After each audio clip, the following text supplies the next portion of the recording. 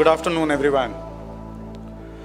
And thank you, E.T., for inviting me for this particular presentation. So the title of my presentation is Renewable Juggernaut. What are the implications for the states? Before I get into the presentation, the core content of the presentation, just a little bit about my company, what do we do? So Idam Infrastructure Advisory, we are a management consulting and a solutions company, which operate primarily in the area of renewable energy, energy efficiency, and climate change. If you see our logo, there is Earth at the center. There are 5 small circles, which represents 5 basic elements: air, fire, water, earth, and space. And the green fringe represents churning. And Idam is a Sanskrit word, which literally means this or it. And we say this is the earth that we need to keep stable or sustainable. And since our inception, which is around 10 years back, we have been working only in the space of renewable energy, energy efficiency, climate change. We have 3 verticals. One is a What Guru that deals with the IT solutions, again, energy utility sector. Idam, that is a consulting practice. Infra-G, which is a geospatial data management solutions practice. Clients, as one would expect from the consulting and the solutions company, we have got a wide set of clients: government sector, funding agency, public, private sector. You will see a lot of marquee names over here, and from Tata's to Sembcorp to World Bank to many other funding agencies in the country. Having said that, let me come back to the core of the issue and what I wanted to discuss. Our Honorable Prime Minister announced 5 nectar elements. Those were referred to even in the earlier sessions. And those essentially refer to the first one, 500 gigawatt of RE installed capacity, 50% of the capacity. In the case of power sector, CO2 emissions reduction by 1 billion, economy-wide CO2 intensity reduction by 45%, and net zero emissions by 2070. But if you look at that, the first one, that is a 500 gigawatt of RE capacity, is the most crucial because it has got a cascading effect on the remaining 4 as well. So if you fail to achieve the first one, there is every possibility that you are likely to fail to achieve subsequent ones. Of course, 2070 is too far away, so one can't really say that, but 500 gigawatt is a crucial. So what we did, if you look at this 500 gigawatt to be achieved, what we need to look at? What are the technologies that one need to look at? Those could be helpful in achieving that target. It's very obvious. There are 2 technologies, wind and solar. But before we get into wind and solar and the technology and their implications, let's look at what is the current capacity. The current capacity of this renewable energy technologies that exist in India is around 121 gigawatt. That means we have to add another 380 gigawatt of capacity in next 7 years, which is huge expectation by any standard, given that in a year, we have added at best 12 gigawatt of capacity. Now we are talking about 50 gigawatt plus capacity to be added year on year. What is the kind of composition of these capacities? Various studies, one by CEA, one by Lawrence Berkeley National Lab, which we supported, shows that the contribution of solar would be around 37%, while wind would be around 13 to 18%. In terms of the capacity, it works out to around 330 gigawatt coming from solar, while 100 to 150 gigawatt coming from wind. So where are these resources if you look at? It's very clear. On the left-hand side chart, it's a solar resource capacity. The right-hand side one is the wind resource. Right side one is the most latest, just published last week at around 150 meter height, technical potential of more than 1100 gigawatt. Solar, which is the old chart, there has not been a recent assessment of solar, and it shows around 750 gigawatt of solar potential. But what is crucial, that if you see the solar chart, you can see the solar potential is concentrated in Rajasthan, part of Gujarat, part of Maharashtra, Madhya Pradesh, Tamil Nadu, and Jammu Kashmir or Leh Ladakh. These are the areas where it is concentrated. If you look at wind, it's even more skewed. The potential is in Gujarat, Rajasthan, Maharashtra, Karnataka, Tamil Nadu, and part of Andhra Pradesh, and part of Leh Ladakh. So it's very obvious if you look at that, if the country has to achieve this target of 500 gigawatt, these 6-7 states are going to play the most crucial role. And achievement or success or failure of achieving this target would depend on these states. Which are these states? Gujarat, Karnataka, Maharashtra, Rajasthan, Tamil Nadu, and Andhra Pradesh. Having said that, so what we did? So we really looked at these states, the 4 of these states, and did the study.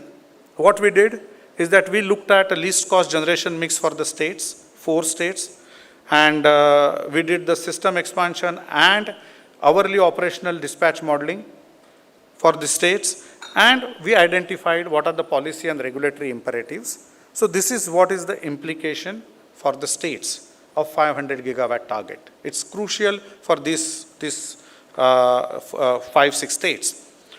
What is the kind of share of these states? It's huge. RE generation currently, these states have got 61% share, potential 45% share. If we just add Tamil Nadu, it will be more than 50% share. In terms of generation, energy consumption, it's huge. Just 4 states put together consume more than 33% of the total energy consumption in the country.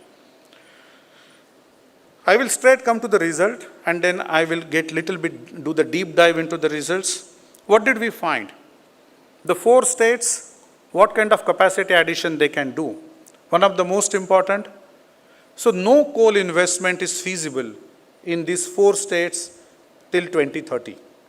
We don't know beyond 2030, we haven't done that analysis, but it's unlikely to be viable because by that time the variable cost of generation of the coal would be even higher. So the no coal investment is cost effective through 2030 with adequate storage, and the storage capacity I will come to in a little while. The system operation is stable. We have done hourly dispatch modeling. That means each hour by hour for 8760 hours, what would be the generation mix that would be needed to meet the load that we have calculated. Complementary flexible resources. Flexible resources, multiple types, but here we are talking about primarily load shift, demand response. If we have those resources and storage, the system operation is absolutely stable. What would be the share of RE, what we call typically the renewable purchase obligation? So what is the kind of a renewable purchase obligation these states would have by 2030, or they would be able to meet?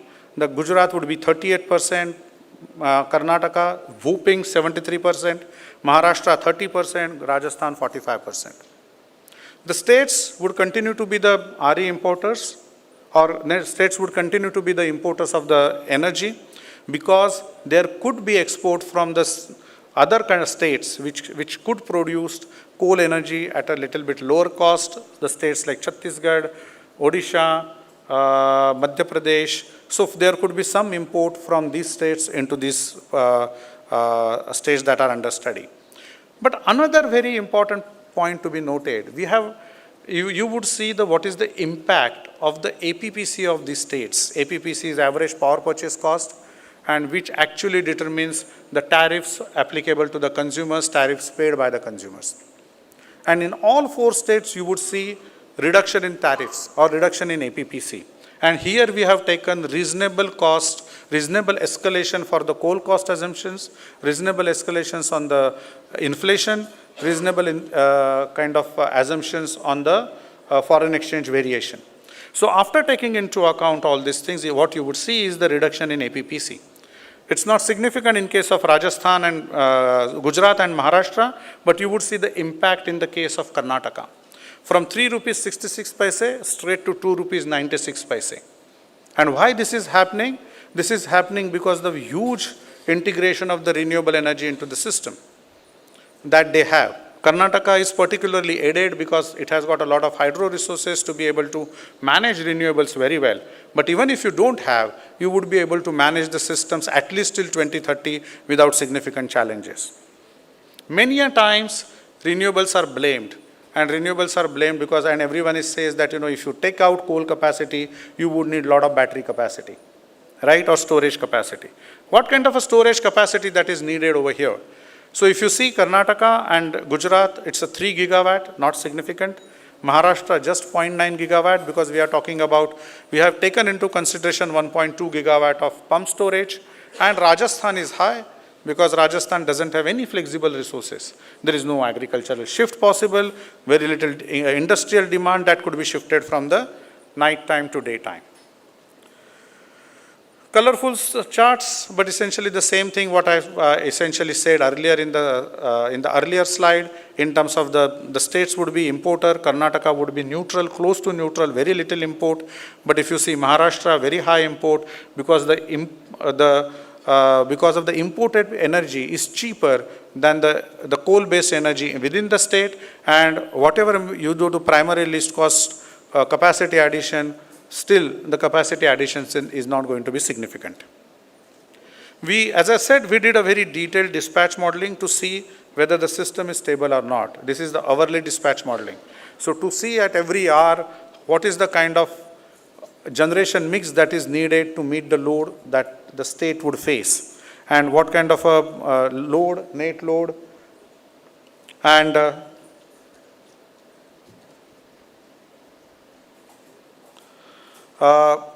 so these are the dispatch modeling for the 4 states that I have mentioned. What are the implications?